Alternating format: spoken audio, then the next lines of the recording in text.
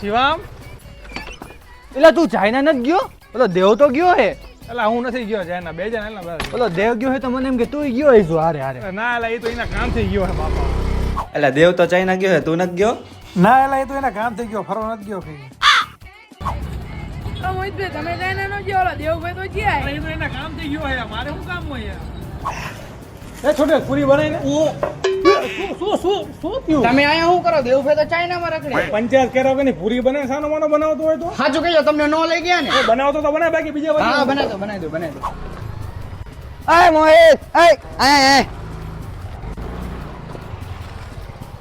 બોલ ને. કાંઈ લા દેવ તો ચાઇના ગયો તને નો લઈ ગયો? શું લાગે તને? એટલે નથી લઈ ગયો કા? આમ સાનું માનું કામ કરતું ખાને બીજાની પંચાયત કર્યા વગર ની એવું કામ તો નથી ખરાબ બપોરમાં તમને આમ નહીં કામ ઘર ભેગું થાય. આખા ગામની પંચાયત છે આ બધાને.